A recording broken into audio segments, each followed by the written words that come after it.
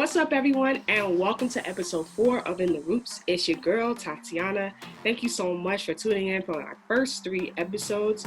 I really do appreciate it. Thank you for the support on both YouTube channel and on my Instagram page at In the Roots 94.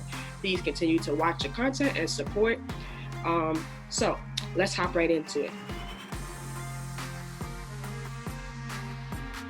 I think people want somebody to blame, and as we are the group that are now like I say we because I feel young, but millennials are kind of like 30 something now, which is weird. But millennials were the ones that were like incoming and like taking the jobs and like leaving college, and so I feel like people are just looking for somebody to blame.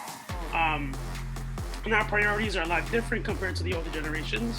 So I feel like the other folks, Generation X and the boomers, were like, they're different than us. Like, they have different priorities. So it's their fault that the economy is so trash. They want their avocado toast, and we just want to stay at home and be with our grandkids. And it's just like, shut up. So I think that's just why we get a bad rep. Being millennial, I don't necessarily believe we have a bad rep. I do believe we've had access, to more effective tools and information, i.e. the internet, compared to other generations. With that being said, older generations might, look at that and have unreasonable expectations for us to perform. But those advantages don't always guarantee success. Although we may have more opportunities than they did, there's still inadequacies in the system that can cause us to fail as well and make it even harder to attain our goals. I just think that we're easier to blame for stuff because we're more open-minded than it was back in the day. Things are so much different from back then to now. I think we're evolving, and we don't judge. We're open to new stuff. We understand a lot more, which includes the LGBT and stuff like that. We're much more accepting now than back in the day. I still think the baby boomers, as we call the old generation, and the new generation, we clash a lot because we have different views than what they did back in the day. Back in the day, there was really just one-minded. They were taught to, like, for example, they say that we jump from job to job, and compared to back in the day, which I think the reason is because back in the day they were taught to just like stay in one place, and if you started at this job, you were expected to stay at that job until retirement. Compared to now, I feel like now, if you really don't like the job, or you don't like the way that your job is treating you, we have the freedom to just be like, okay, this is not what I want, this is not the way I want to be treated. So I think that's why a lot of the stuff we just we quit and trying to get better at it ourselves. In my opinion, millennials get a bad reputation because of the fact that since we were younger, participating in sports and participating in anything else, we would receive awards just for participation, just for showing up, rather than our parents or our grandparents who received awards based on skills or their skill level. They had to be great at what they were doing to receive an award. And I felt like that installed within us an idea that in life, if you just show up, you receive awards rather than working hard for it every single day. Yeah, and I also feel like we were also raised that we're either better or just as good as anyone else. And I feel like that kind of made us, weak isn't the word, but it made us very dependent. We depended on other things and other people for us to do what we needed to do, no matter what the situation was. So I just really feel like we get a bad rep because it seems like everything's been given to us on a silver platter. So I think that's why we get a bad rep. I think the millennial generation has benefited a lot from being very tech savvy, being very social media savvy, having certain opportunities that previous generations didn't have.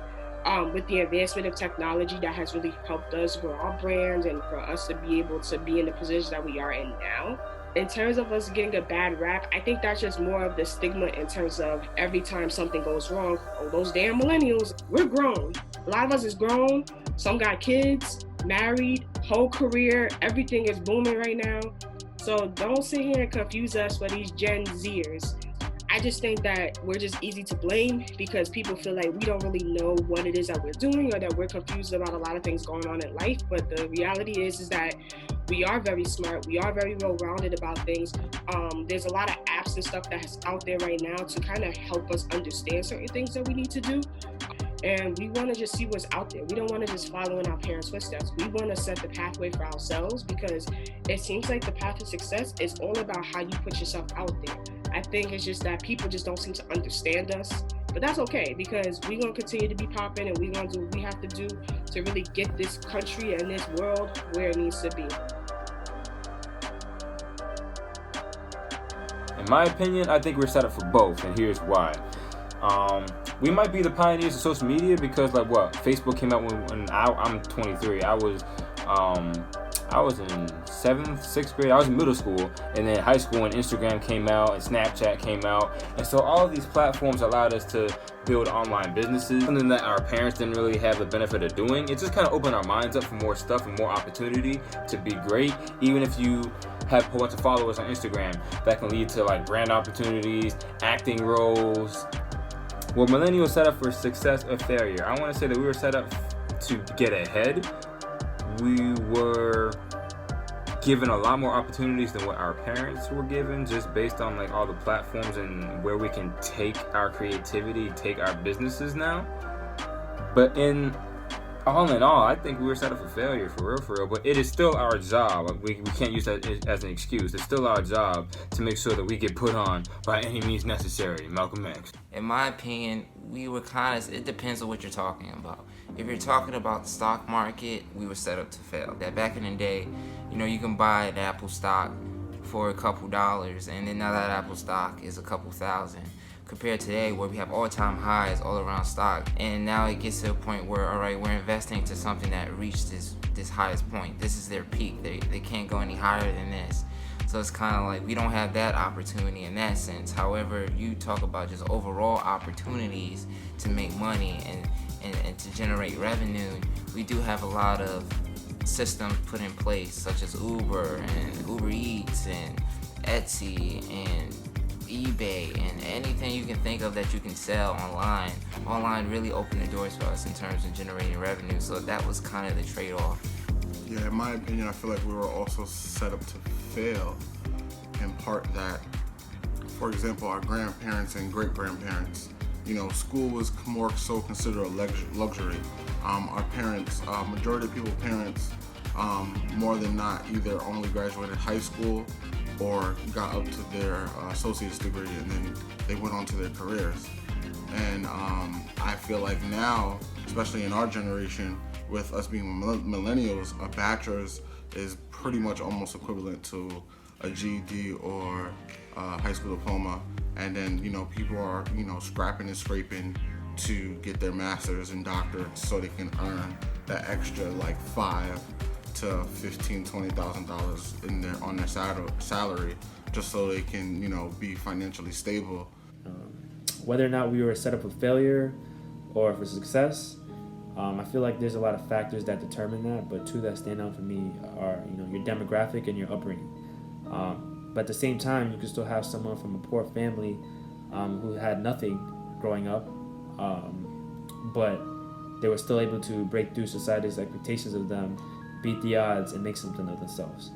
And someone from the upper class could have had everything given to them, and a whole pathway for success, but they still found a way to fall through the cracks. So at the end of the day, it really kind of determines. It just depends on the type of person you are, and how you're able to maneuver and capitalize on the events in your life. So whether or not you're from Generation X, Z, Y, whatever, millennial, it doesn't really matter at the end of the day. It just depends on who you are. Millennials were the pioneers of do what you want, but I feel like a lot of people don't have a plan in place, and that's how they end up fucking themselves up. I still have an opportunity to become fucking TikTok famous tomorrow, and I can kill it. There's 30-year-old people who are doing it. There's 40-year-old people who are doing it. Like, I think like one video. What? I said it's true. All it takes is one hit. But I do think that a lot of these people, these Gen Zers and these early millennials like ourselves, or people who are just social media savvy, people who went out of high school, got a video and just posted it, whatever, and they became famous, don't have not all of them, from what I've seen, don't have the necessary skills to maintain it for the long run. A lot of these people become TikTok famous a couple weeks. At the end of the day, I think you need a business degree or some sort of degree to be able to maintain it properly, to get us a strong asset and to build a strong future. Not everybody needs to do that, but I think it's a really smart decision to do that. All right, so that is the end of part 1 of this episode. Yes, I said part 1. So next week we're going to have a part 2 to this episode because there was so much information that I got from my friends and my peers that I didn't want to try to squeeze it all in one video. Thank you to everyone who watched. Thank you to everyone who participated. Follow my friends back on their social media accounts. A lot of them are doing some really great things, working on a lot of great projects. Please feel free to hit them up, and also just continue to show the support to me, my friends, and just support to your overall communities and just us millennials in general. So until next week, guys, holla at your girl.